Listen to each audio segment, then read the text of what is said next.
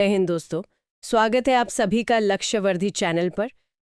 आज हम एक ऐसे विषय पर बात करेंगे जो ज़रा कल्पना कीजिए, दुनिया की सबसे ताकतवर ब्रिटिश हुकूमत है जिसके जासूस हर जगह फैले हुए हैं। बिल्कुल, एकदम कोनों कोनों में। हाँ, लेकिन उनके नाक के नीचे से हजारों गांवों में रोटियों और छावनियों में कमल के फूल बांटे जा रहे हैं और इस महाशक्ति को इसकी भनक तक नहीं लगी। मतलब ये सोचना ही अपने आप में हैरान कर देता है कि इतना बड़ा नेटवर्क कैसे काम कर रहा था। सही कहा, एक ऐसा गुप्त नेटवर्क जिसने बिना किसी शोर शराबे के रातों रात 1857 की महान क्रांति की नींव रख दी।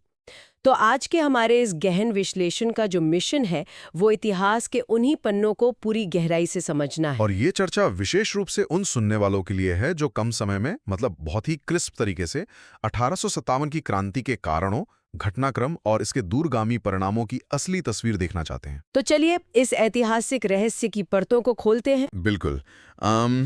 इस रहस्य और इस पूरी क्रांति की गहराई को समझने के लिए ना हमें सबसे पहले उस समय के प्रशासनिक ढांचे की मानसिकता को समझना होगा। हाँ, वो जो टॉप लेवल पे बैठे थे। जी, 1857 के समय भारत में ब्रिटिश प्रशासन का चेहरा थे गवर्नर जनरल लॉर्ड कैनिंग। वहीं ब्रिटेन में अगर देखें तो सत्ता की बागडोर प्रधानमंत्री पामर्स्टन के हाथों में थी। और सर्वोच्च पद पर महारानी विक्टोरिया विराजमान थी, है ना? एकदम सही।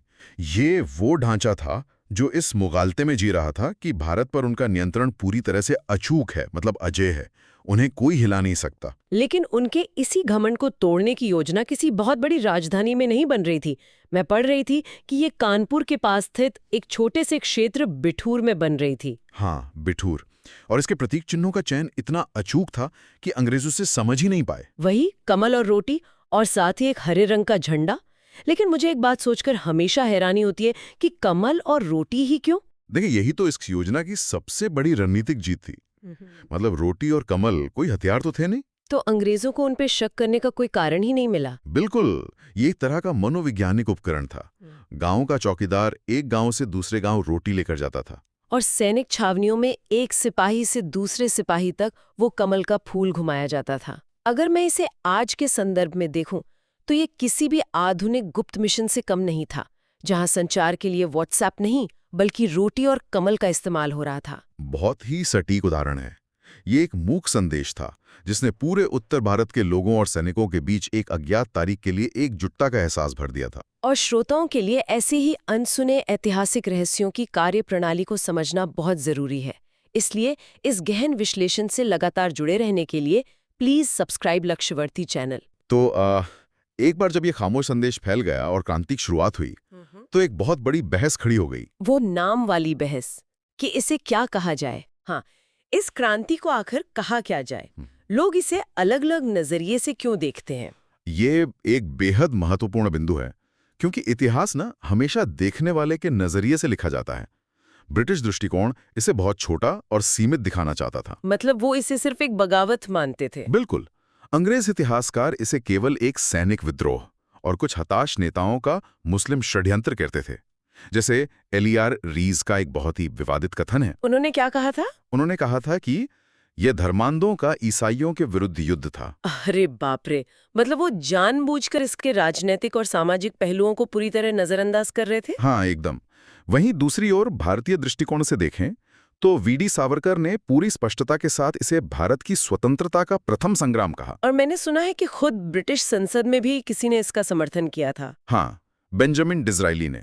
उन्होंने इसे मात्र एक सैनिक बगावत न मानकर एक राष्ट्रीय विद्रोह स्वीकार किया था। लेकिन मेरा एक सवाल है, क्या हम सचमुच इसे पूरी तरह से एक राष्ट्रीय आंदोलन कह सकते हैं? मतलब अगर हम निष्पक्ष होकर देखें तो उस समय तक भारत एक राष्ट्र के रूप में उस तरह से एकजुट तो नहीं था जैसा आज है। आपका यह संशय बिल्कुल तार्किक है।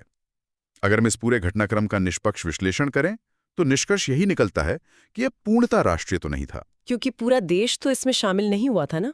है ना? सही कहा। विशेषकर दक्षिण भारत इससे अछूता रहा। लेकिन इसे सिर्फ एक सैनिक विद्रोह कहना भी सरासर गलत होगा। ये स्वतंत्रता संग्राम की एक बेहद मजबूत शुरुआत जरूर थी, जिसने पहली बार आम जनमानस और शासक वर्ग को एक साथ खड़ा कर दिया। तो ये आक्रोश अचानक तो नहीं पनपा होगा? मतलब राजघरानों और नवाबों को अंग्रेजों ने ऐसा क्या दर्द दिया था कि बात हथियारों तक पहुंच गई? इसके पीछे की राजनीतिक परतें बहुत गहरी थीं। सबसे पहले तो मुगलों का पतन कर दिया गया था। बहादुर शाह जफर केवल नाम मात्र के बादशाह रह गए थे। हाँ, सिक्कों से भी उनका नाम हटा दिया गया था। बिल्कुल। फिर 1856 में एक बहुत बड़ा ट्रिगर पॉइंट आया। अंग्रेजों ने अपने ही सबसे वफादार नवाब वाजिद अली शाह पर कुशासन का आरोप लगा दिया। अच्छा, वही अवध वाला मामला। हाँ, अवध का विलय कर लिया और उन्हें कलकत्ता निर्वासित कर दिया। और इसके ऊपर से डलहौजी की वो हड़प नीति, मतलब जिसे डॉक्ट्रिन ऑफ लैप्स कहते हैं, उसने तो आग में घी का काम किया होगा। एकदम। उस नीति ने भारतीय संस्कृति की सबसे पुरानी परंपरा यानी उत्तराधिकारी गोद लेने के अधिकार को ही खत्म कर दिया। जिनके अपने वारिस नहीं थे, उनके राज्य जबरन हड़पे जा रहे थे। और पेशवा नाना साहब, जिन्हें बिठूर में निर्वासित किया गया था, उनकी तो पेंशन ही पूरी तरह बंद कर दी गई थी। सही कहा आपने। ये सिर्फ राजनीतिक फैसले नहीं थे, ये भारतीय शासकों के आत्मसम्मान पर सीधा प्रहार थे। सत्ता और सम्मान छीनने का ये दर्द ही इस पूरे विद्रोह का राजनीतिक आधार बना। और इतिहास की इन बारीक परतों को गहराई से समझते रहने के लिए प्लीज सब्सक्राइब लक्ष्यवर्धी चैनल। लेकिन राजाओं और नवाबों की नाराजगी तो समझ आती है, उनकी सत्ता जारी थी।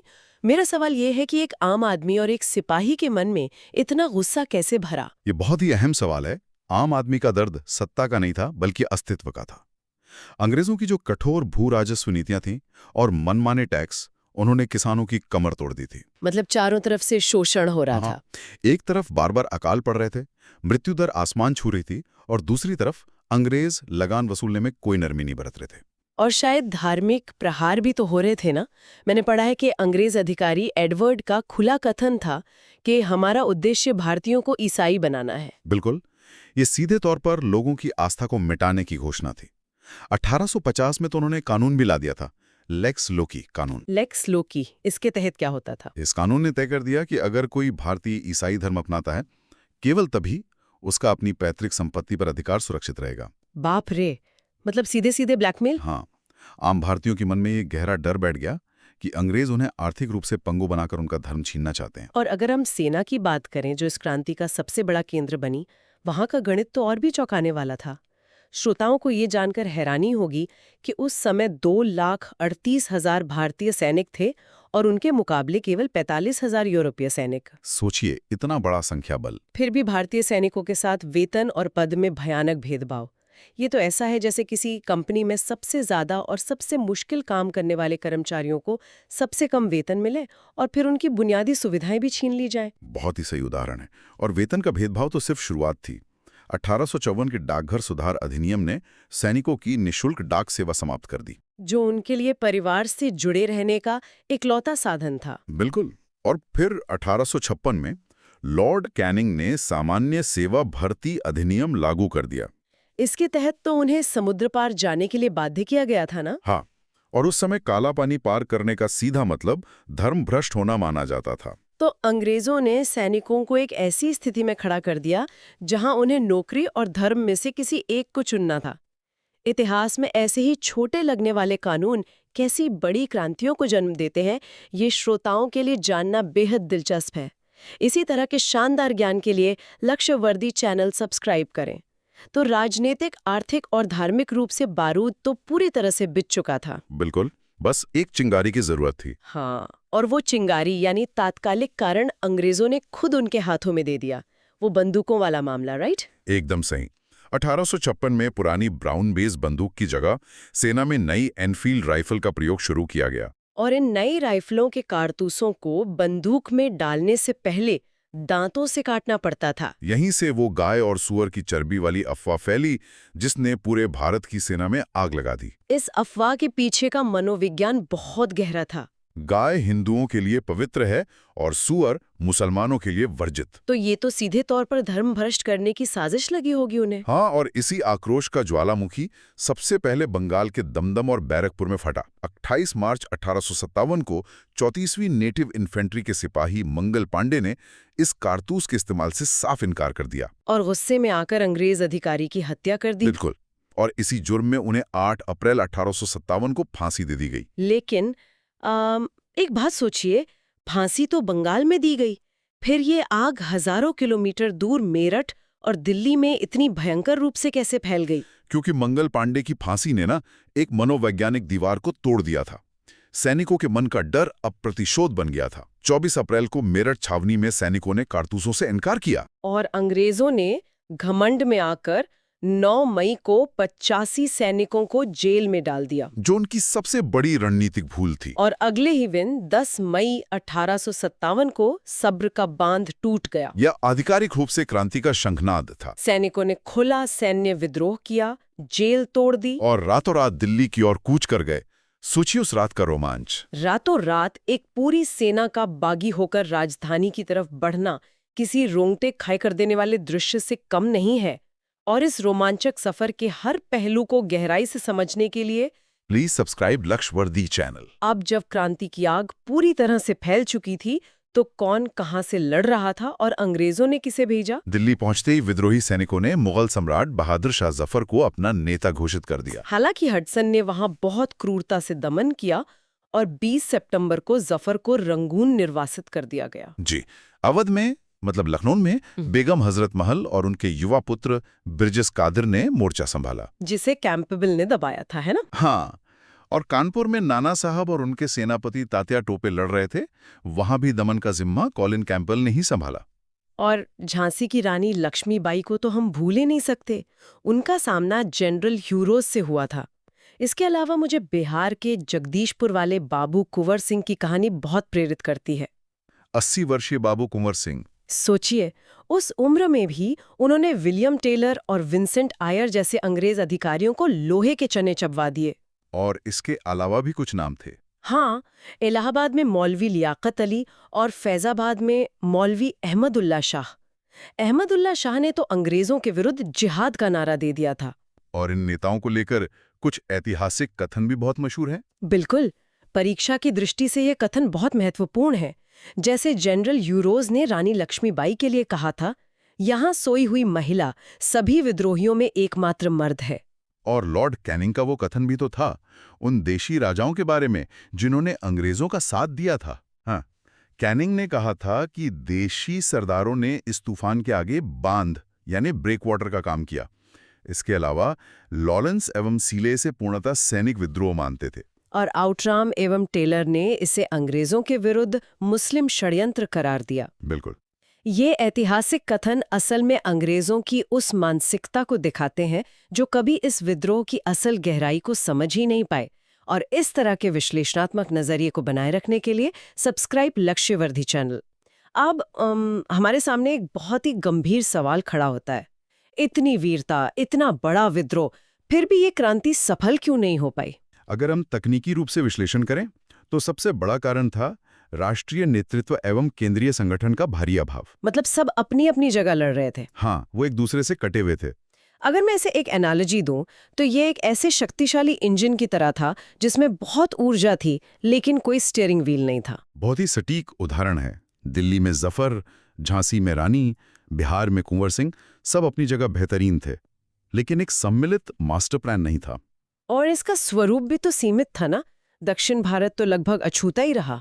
एकदम। उद्देश्यों का भी अभाव था।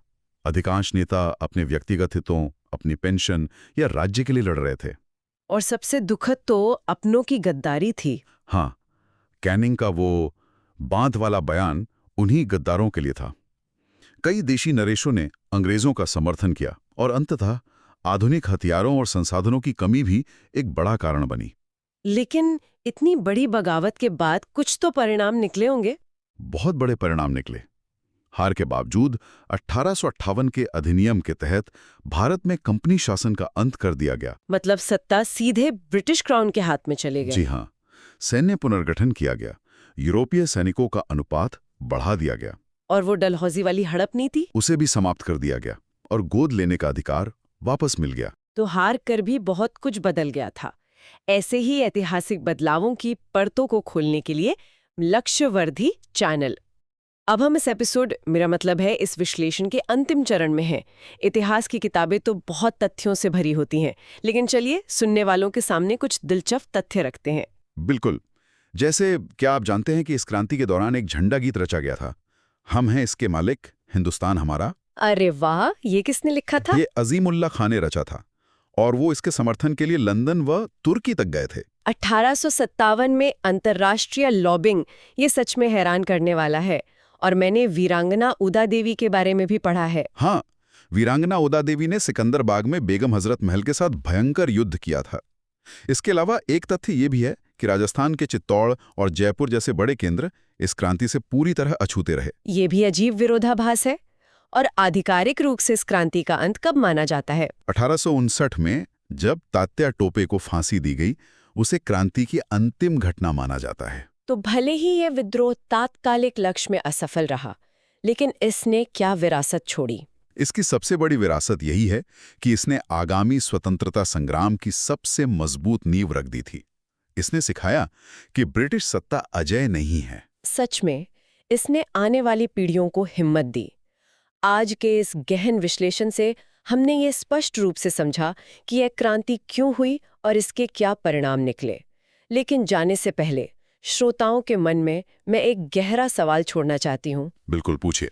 एक बार सोचकर देखिए, यदि उस समय सभी भारतीय राजाओं ने अपने निजी स्वार्थ छोड़कर एकजुट होकर लड़ा होता, तो क्या भारत 90 साल पहले ही आजाद हो जाता? ये वाकई विचारणीय है। सुनने वालों के लिए ये एक बहुत बड़ा सवाल है।